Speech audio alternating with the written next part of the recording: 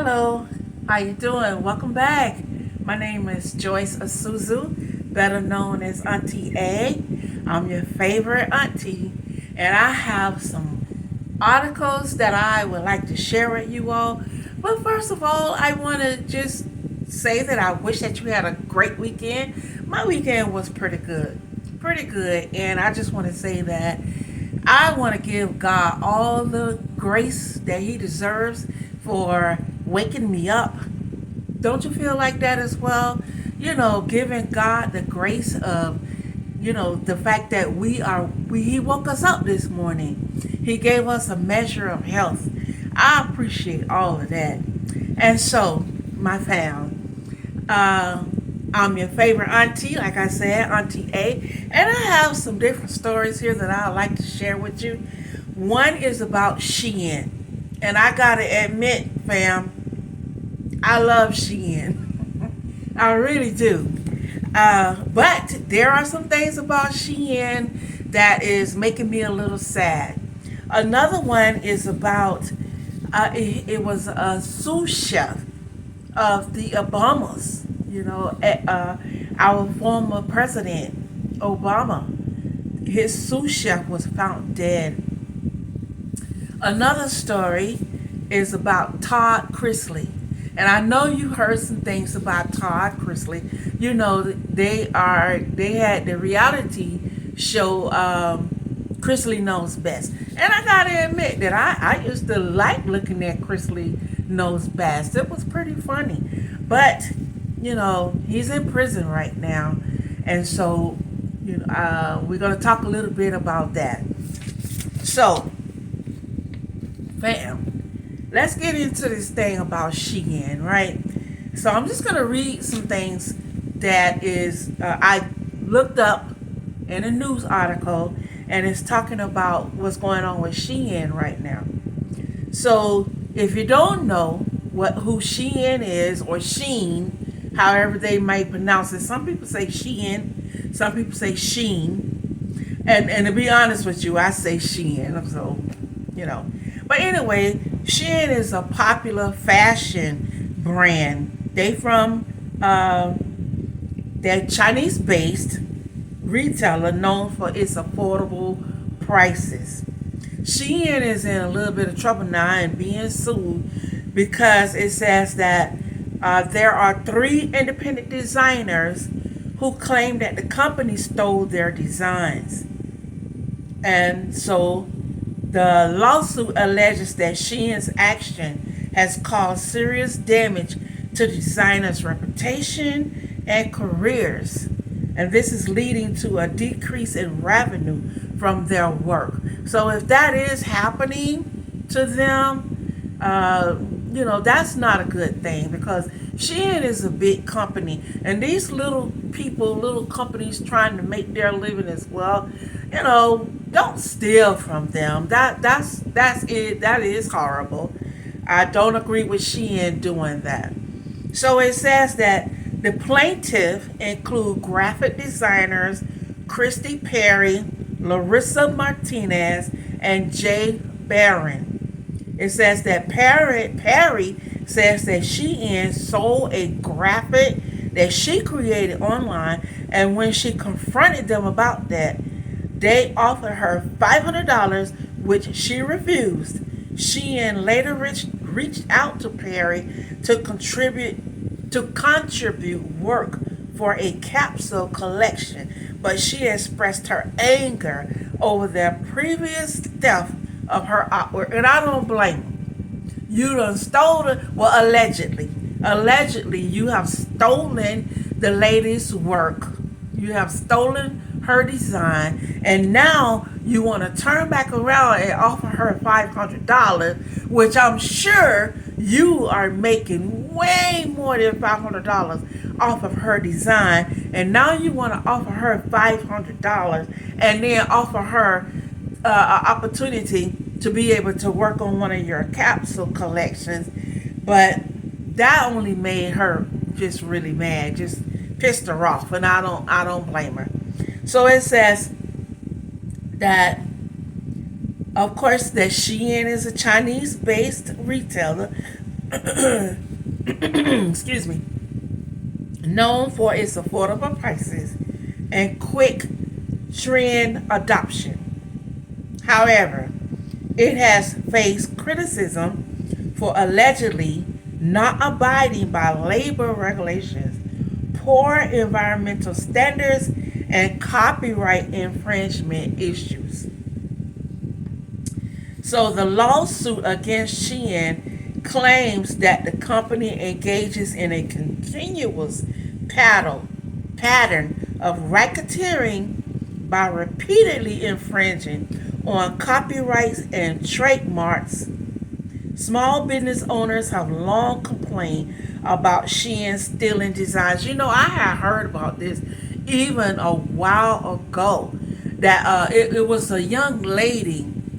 You know, I don't remember particularly her name and so forth, but I remember that she said that she had did a design, and I think that she went to Shein for Shein to get on board with helping her to market her design, but they turned her down. They refused her, but then turned around and marketed under their trademark, under their name, like it was their design. So she was upset and mad that they had stolen her design. So it seems allegedly that Shein has been doing this for a long time. But you know, again, I gotta admit, you know, I'm sorry that Shein is going through this kind of, cause I love Shein's clothes. In fact, this dress is from Shein. Shein is very trendy, and when I order from them, I get it. It doesn't take a long time to get it, and if I have an issue with my order, I just contact them, and they give me my money back without a problem. So I'm sorry that they are going through this. So to continue, it says that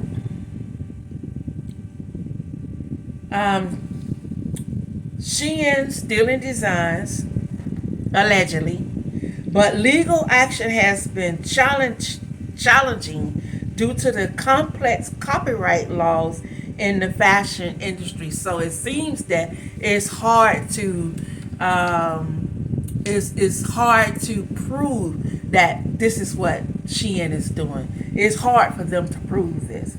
It says that the lawsuit accuses Shein of violating the racketeering influence and corrupt organizations, which is called RICO, the RICO Act. So, which was originally created to target organized crime. So, you know, fam, give me some comments. Let me know how you feel about that.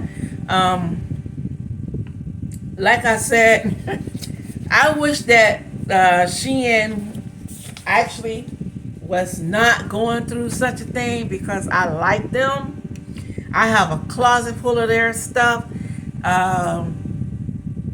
They have some nice affordable prices, but if they steal it from small businesses, then they need to, allegedly, I'll say that, allegedly, if they are stealing from small businesses, then they need to answer for that. They don't need to get away from that. So I'm on the side of the small business. I really am. So I'm sorry that they're going through that.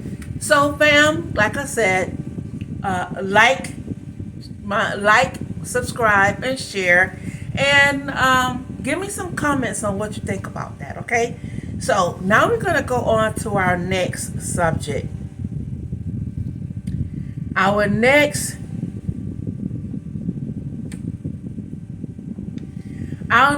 topic is about, his name is Tarifa Campbell. And the article says that he was a beloved employee of former President Barack Obama and his family. Tragically, he passed away while paddleboarding on a lake at Martha's Vineyard. He had been a talented sous chef at the White House, are passionate about food and bringing people together. After his White House tenure, the Obamas asked him to stay with them, and he became like family to them. It's so sad. You know, there is so much of sadness going on in the world, and I hate to see families uh, going through this type of tragedy. You know, it is just it's sad. I'm sorry for them. My condolences to the family. My condolences to all of his family and friends. So to continue, it says, the incident occurred while Campbell was paddle boarding on Edgartown Great Pond. Another paddle boarder witnessed him go underwater, and his body was later recovered by Massachusetts environmental police officers. The Obamas expressed their grief over the loss of a wonderful man and extended their condolences to Campbell's wife and twin boys. Wow. I feel so bad for them. It says the investigation into Campbell's death is ongoing, led by the State Police Department Unit for the Cape and Islands District and Edgerton Police. Edgerton Town Police. Okay, let me correct that. Let me try that one more time, fam. Edgartown Police. So, you know, I'm really sorry about that, because obviously he you know, went up under the water. I don't think that there was any foul play in that. Hopefully that they don't find any type of foul play.